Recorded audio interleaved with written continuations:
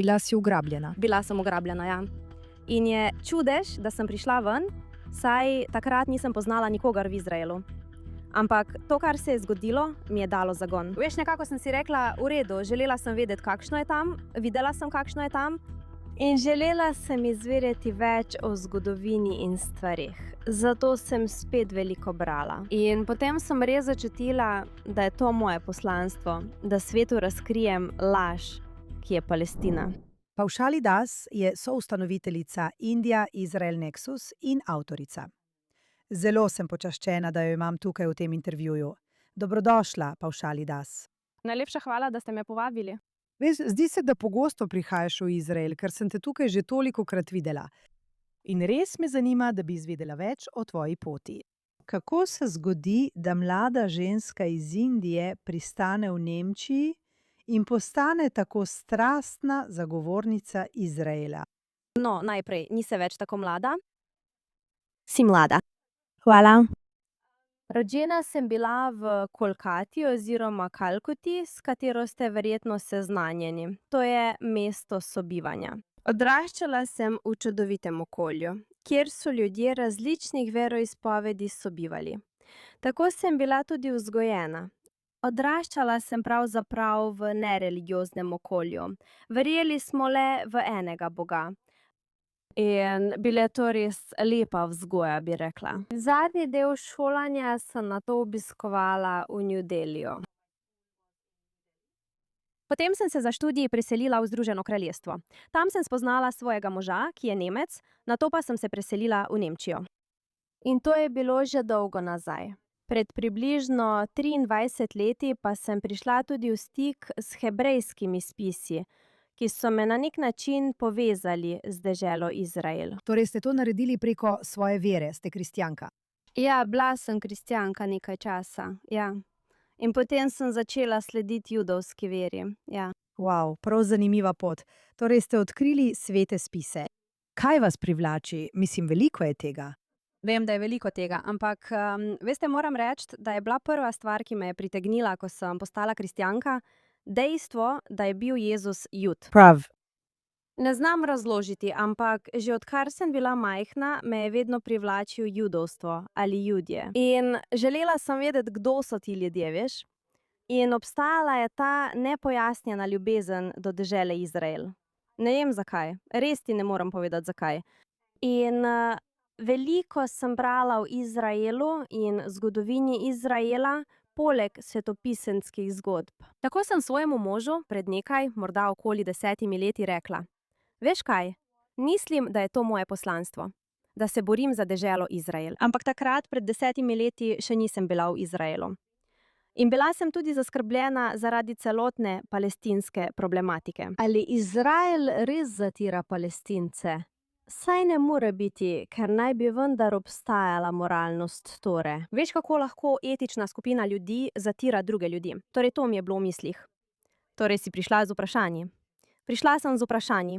In seveda, kot vsi vemo, so mednarodni mediji vedno zelo pristranski proti Izraelu. Tako sem imela v mislih, da bi lahko bil Izrael apartheidska država.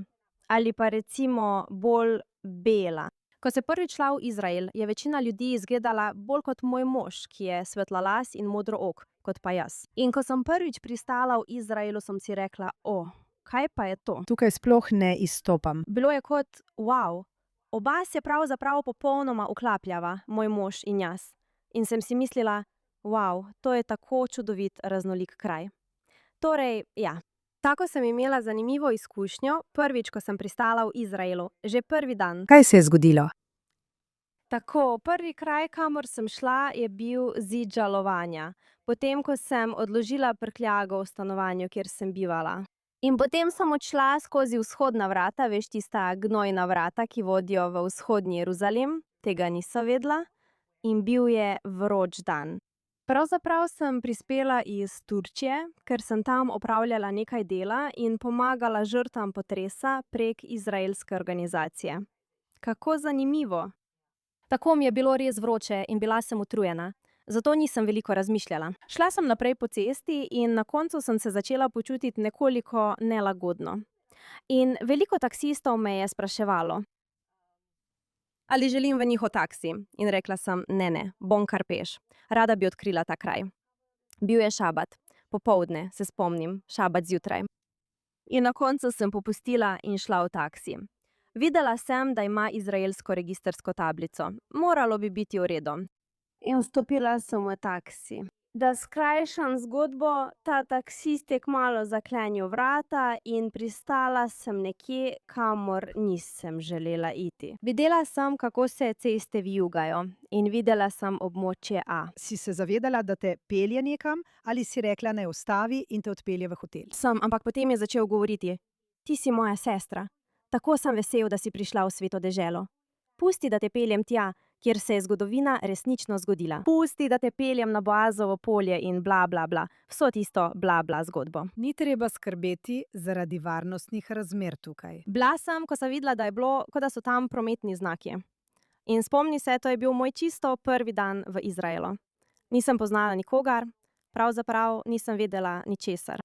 Videla sem le, da so bili znaki, kot da vodijo ven iz Jeruzalema. In tako sem mislila, da bo najpozneje prišla ta znamenita kontrolna točka, o kateri slišiš v medijih, veš, vse o grozni izraelski kontrolni točki, kjer so obsežni pregledi in ne vem kaj vse. Tako sem si rekla, mislila sem si, v redu, najkasneje bo tam izraelski vojak in lahko bom preprosto govorila z njim in bom prišla ven. Ampak to se ni zgodilo. Še vedno imam fotografijo. Bilo je tako, da so ljudje samo pustili, da je taksi šel naprej. In ni bilo ničesar, nobenega ustavljanja, nič. Tako sem se pogovarjala s tem moškim, taksistom. Rekla sem mu, kje je ta slavni kontrolni punkt, o katerem vsi govorijo. In on reče, ne, to je bil kontrolni punkt. Pridi, sestra, gremo naprej. In jaz sem rekla, v redu. Mislim, da je edini čas, veš, ko greš. Mislim, da je v človeški naravi, ko prideš v krizno situacijo, kot da je nekakšen adrenalin ali nekaj, kar te naredi, da se počutiš kot, da zmoreš. Močna si, mirna si. Ampak ko sem videla rdeč znak, območje A. Wow. In piše, da Judom vstop ni dovoljen. Izraelskim državljanom je vstop prepovedan. In sem si rekla, počakaj malo, kam me pelješ? In on je rekel, ne skrbi, peljal te bom na lep kraj.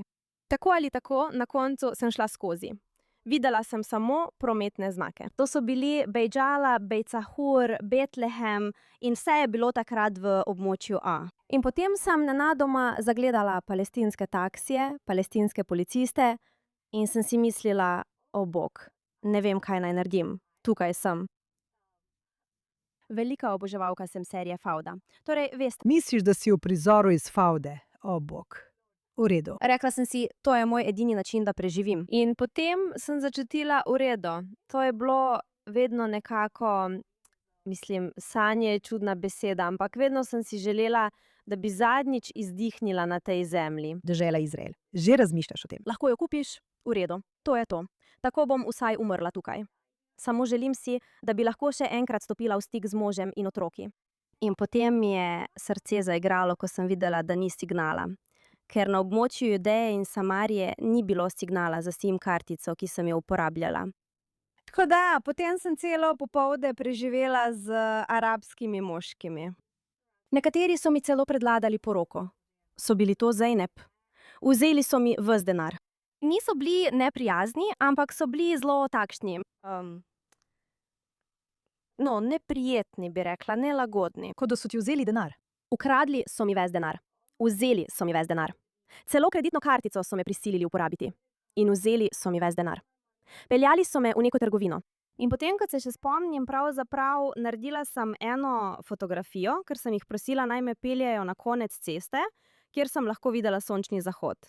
Tako imam fotografijo sončnega zahoda. In sem si rekla, v redu, zdaj se že mrači. In eden od fantov je postal zelo agresiven. In rekel je, pridi, pojdimo gor, skupaj bomo pili čaj. Mimogrede, jaz sem edina ženska. Ja, obkrožena sem s temi moškimi. In sem rekla, nikamor ne grem. Potem pa sem zagledala taksista. Pogledala sem ga naravnost v oči in rekla, ti tam, takoj me pelje v Jeruzalem. In ne vem, kaj se je zgodilo, rekel je, v redu, pustite jo, jaz jo bom peljal nazaj. To je takrat, ko ti vzamejo ves denar. Ja. Mimogrede, govorili so tudi stvari, kot so: odpelji nas nazaj v Izrael, odpelji nas v Izrael. In sem rekla: kako naj vas odpeljem v Izrael? In mimogrede, ves čas ste kritizirali Izrael. Poskušali ste mi povedati, kako slab je Izrael. Zakaj bi se hoteli pretihotapiti noter? Zakaj bi hoteli iti v Izrael? Ne, želimo tam delati. Aha, razumem. Mislim, da sem imela občutek miru in nekakšen avtoritativen glas, ki me je rešil. To štejem za čudež. Kot lahko razumete, sem bila, ko sem se vrnila v Jeruzalem, pretresena. Seveda. Poklicala sem svojega moža in bila sem vidno pretresena. Potrebovala sem kar nekaj časa pravzaprav. Številne noči zatem sem imela nočne more. Bili ste ugrabljeni. Bila sem ugrabljena. Ja, in čudež je, da sem prišla ven, saj takrat nisem poznala nikogar v Izraelu. Ampak to, kar se je zgodilo, mi je dalo zagon. Veš, skoraj sem si rekla: v redu. Želela sem vedeti, kako je tam, videla sem, kako je tam, in želela sem izvedeti več o zgodovini in stvareh. Zato sem spet veliko brala. In potem sem res začutila, da je to moje poslanstvo, da svetu razkrijem laž, imenovano Palestina. Pavšali das, tvoj prvi dan v Izraelu si bila ugrabljena. Da. In to vidiš kot razlog, da se vedno znova vračaš. Neverjetno je. To je bilo pred 7. oktobrom. Mimogrede. In tako sem že zagovarjala Izrael. In ko se je zgodil 7. oktober, se še vedno spomnim. Zdelo se mi je, da je moje delo zdaj postalo lažje. Ko se je zgodil 7. oktober, mimogrede, sem že poznala veliko ljudi v Izraelu. Veste, Izrael je majhna država. Prek enega prijatelja spoznaš drugega in že sem imela prijatelje, ki so postali kot moja družina. Tako da, ko se je zgodil 7. oktober, je bilo skoraj tako, kot da bi nekdo udaril mene in mojo družino. In zato je od takrat naprej to postalo nepopustljivo zagovarjanje Izraela. Mislila sem, da bo moje delo postalo lažje, ker bo svet končno videl, kaj je Izrael doživel. Na nek način. Ja.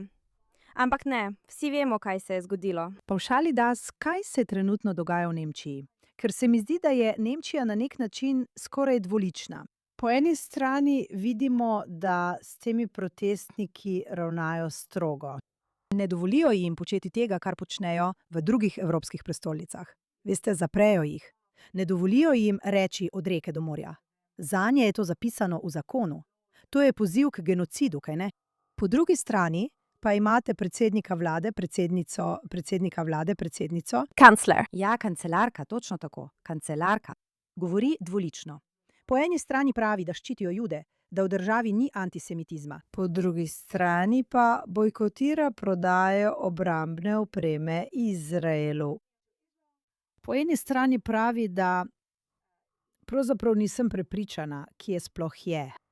Kako to vidiš zdaj kot Nemka, ki živi tam? Točno tako. Rekla bi, da je, kot si pravilno povedala, najboljši izraz za to dvoličnost. Ker po eni strani mislim, da je nemška vlada naredila veliko za ohranjanje judovske dediščine. Ja. In pri tem, da so zelo odprti, kot naprimer, varnost Izraela je resnično državna prioriteta. Za Nemčijo. Veste, mi bomo zaščitili Izrael. Po drugi strani pa vsi te, dvojni standardi glede obrambnih zadev. Ampak od zvezne dežele do zvezne dežele, mislim, da je večina vladnih uradnikov zelo proizraelskih. Tako da imam veliko srečo, da živim v mestu, kot je Düsseldorf. To je glavno mesto najbolj industrializirane zvezne dežele v Nemčiji, najbolj priljubljene dežele v Nemčiji. In naš župan je fantastičen. Naredili bodo vse, da zaščitijo judovsko življenje in Izrael. Pred kratkim smo ugotovili, da so nekateri ljudje dejavni v spletnem aktivizmu in so me tudi vprašali, ali jim lahko dam kakšen nasvet, kaj naj naredijo. Ker obstajajo ti grozni, ogabni, gnusni spletni aktivisti, antiizraelski aktivisti, ki so se v bistvu norčevali in posmehovali mrtvim na novi in tavcem. In vse to z zelo žaljivim jezikom. Zdaj, ali prihajajo z desne ali z leve? Ali mešanica? Mislim, da mešanica, ja. In so Nemci, res pravi Nemci. Zato sem rekla, veš kaj, poglejmo ustavo. Ustava jasno pravi, da je sovražni govor ali norčevanje iz mrtvih kaznivo po zakonu. Veš, rekli smo, dovolj je govorjenja. Gremo neposredno na policijo, na sodišče In to so takoj ustavili. Ustavili so jih. To je prednost življenja v Nemčiji, ker obstajajo pravila in zakoni, ampak nekdo mora ukrepati. Zato sem vesela, da smo to storili. Veš, čas za govorjenje in razlaganje je resnično mimo. Moramo ukrepati. Ni zakaj. Imamo prave zakone, prave ukrepe in prave varovalke na mestu. To je posledica, veste, povojnega obdobja. Ja, Mislim, samo v letu 2025 je bilo v Nemčiji skoraj 9000 antisemitskih incidentov in v primerjavi z letom 2022 je to porast za 258%. Revija Der Spiegel me je prosila, naj napišem članek o tem, zato imam to. Te misli imaš v glavi. Ampak ja, strašljivo je. In mislim, da se veliko Nemcev po eni strani prebuja, ker to vidijo kot napad na demokracijo, na svobodo govora in naše ulice postajajo nevarne. Imam 3 hčere. Moram reči, da se ne počutim prav prijetno, ko mi rečejo, da se bodo vrnile pozno ponoči. Ne počutim se dobro. Pavšali das, ali v Nemčiji poteka razprava, ostra razprava o priseljencih. Mislim, nekje sem prebrala, da so poskušali repatriirati Sirce, da bi se vrnili v Sirijo, zdaj, ko je svobodna, v narekovajih. Ali je to ta razprava? Ker sem prepričana, da razprava ni o Izraelu. Razprava mora biti širša od nas. No, vladajoča vlada je bila deležna veliko kritik zaradi te situacije z migracijami. Ampak problem je, da mislim, da velika večina še vedno noče ukrepati. Ker temu pravim, da ima Nemčija sindrom odrešenika. Želijo rešiti svet. Ja. Torej, dobri ljudje želijo rešiti svet. In zato se jim zdi izgon ljudi morda nekoliko preoster. Tega torej ne bi smeli početi. O tem sicer poteka velika razprava. Ampak iskreno povedano se ne naredi nič. In kako slabo je glede kriminala? Rekli ste, da vas je strah, da bi vaše hčerke ponoči same hodile naokoli. Mislim, da se veliko ljudi zdaj tako počuti v številnih evropskih prestolnicah. Kakšna škoda. Nikoli ni bilo tako. In obiskujem judovsko skupnost v svojem mestu. Za Jude ni prijetno. Na ulicah ne moreš nositi kipo. Razumem, vesela sem, da imam to ogrlico, na kateri je v hebrejščini napisano Emet. Ampak vem, v redu, večina ljudi hebrejščine ne razume. Ampak če imam na sebi Davidovo zvezdo, ko smo imeli shode za talce. Včasih me je bilo strah, kot na shodu. V redu je, imaš policijsko zaščito. Ampak od shoda, ko je konec, do mojega avta, sem morala ves čas gledati okoli sebe. Ker sem si mislila, Kako čudno je tako živeti. v Nemčiji. V Nemčiji, ja. Vesela sem, da je policija zelo močna. Zelo sem ponosna na našo policijo. Ampak policija ima res dovolj vseh teh aktivistov za svobodno Palestino. Ni ravno prijetno. Lahko si predstavljam. Pavšali das, povejte nam nekaj o knjigi, ki ste jo napisali. Lani ste imeli tukaj predstavitev, katere se mi je bilo v veliko čast udeležiti. Povejte nam o knjigi in kaj vas je navdihnilo, da ste jo napisali. Že dolgo sem si želela napisati knjigo o Judih v Indiji, ker mislim, da ta del judovske zgodbe ni bil dobro poznan. In pred približno 8 leti sem stopila v stik z nekom, z indijsko judovsko gospo, staro 83 let, ki živi v Kanadi. In veliko sva se pogovarjali in sva rekla, kaj, naredimo to. Njeno zgodbo bom uporabila, da predstavim zgodbo Judov v Indiji, ker ima tudi ona veliko izkušenj z diasporo. Tako sva se odločili napisati to knjigo. Predvsem dediščini bagdadskih Judov, ki so prišli z Bližnjega vzhoda, in to je bil pravzaprav zadnji val Judov, ki so prišli v Indijo. Ampak tudi Bene Izrael, ki je ena izmed starejših skupnosti, ki je prišla neposredno iz dežele Izrael. In ena od stvari, o katerih sva govorili, je bila ta, da Judje v Indiji nikoli niso doživeli antisemitizma. Tako je. Zgodovinsko gledano. Verjetno eno redkih mest na svetu. Točno tako. In imeli so dobro življenje. Spet je bilo tako, veš, mesto sobivanja, Mumbai, Delhi, Kolkata. In dejansko imaš celo muslimanske oskrbnike za judovske, veš, za sinagoge. Tako da je bilo veliko spoštovanja drug do drugega. Ko pa so se te družine, Bene Izrael, preselile v Severno Ameriko, so pogosto imele občutek, da ljudje preprosto ne poznajo njihove zgodbe in so mislili, ali si judinja, si spreobrnjenka ali spreobrnjenci ali karkoli že. In smo si mislili, ne, napišimo to. In po 7. oktobru sem preprosto začutila, da je zgodba Judov z vsega sveta postala še toliko pomembnejša, da jo delimo. Ker Judje niso živeli samo v Evropi. V Evropi v času holokausta so jim govorili, da niso dovolj Evropejci. Točno tako. Takrat niso bili belci, zdaj pa smo očitno beli kolonizatorji in tudi ti si. Meni so govorili, naj se vrnem na Poljsko. Sem rekla, res, izgledam, kot da sem iz Poljske. Vidiš, imajo tako oprane možgane. Obrekovali bodo vsakogar, ki se postavi za Izrael in Jude. Ampak ja, to je bil del razloga, zakaj smo se odločili, da ne bomo govorili samo o dediščini indijskih Judov skozi ohranjanje kulinarične dediščine. Tako imaš nekaj lepih receptov indijskih Judov.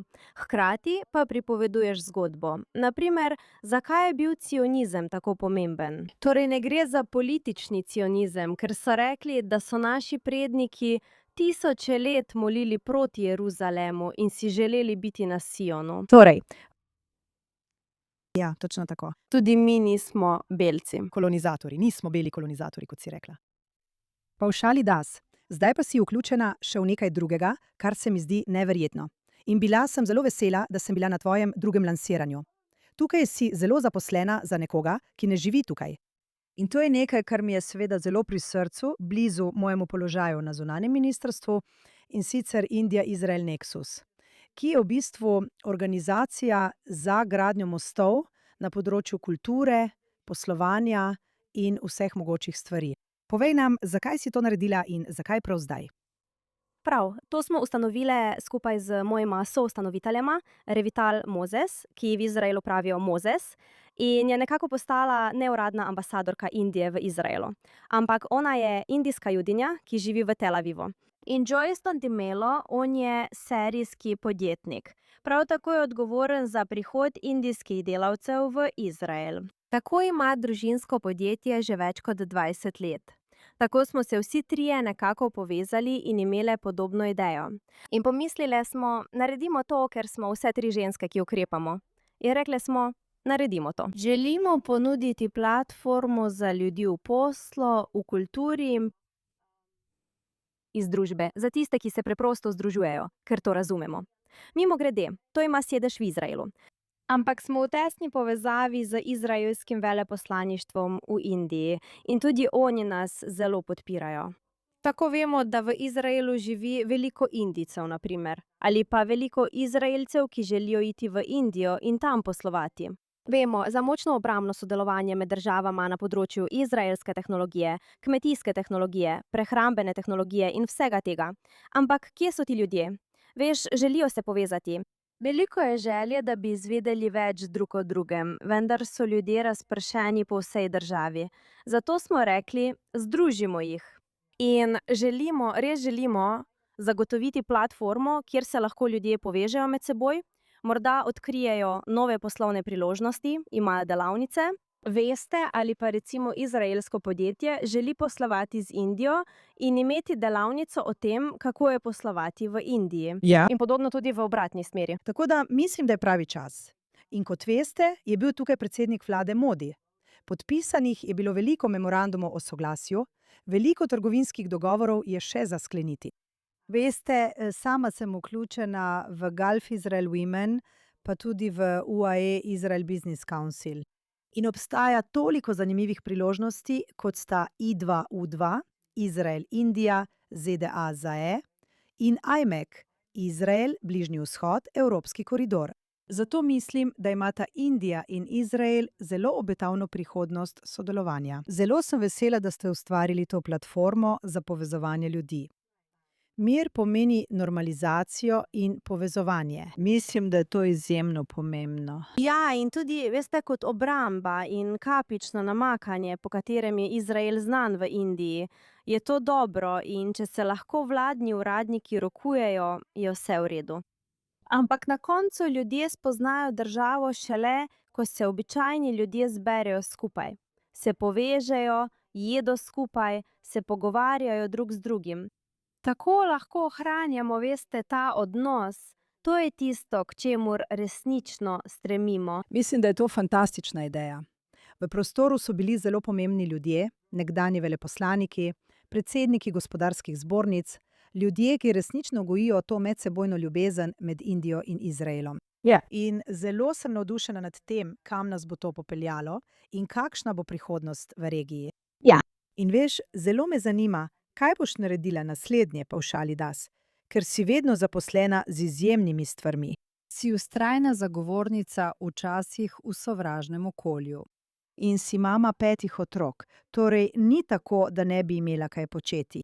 Veš, vedno pravim, če hočeš, da je nekaj narejeno, daj to zasedeni osebi. To si ti. In to sem tudi jaz. Absolutno. Torej, Pavšali Das, nazadnje, hvala za neverjetno delo, ki ga opravljaš. Hvala, ker vedno stojiš ob strani Izraelu in nas vidiš tudi kot svoje ljudi. In na tvoj naslednji obisk Izraela ter na še bolj vznemirljive stvari, ki jih boš počela. Ja, komaj čakam. Hvala, da si bila z nami. Hvala, da ste me povabili.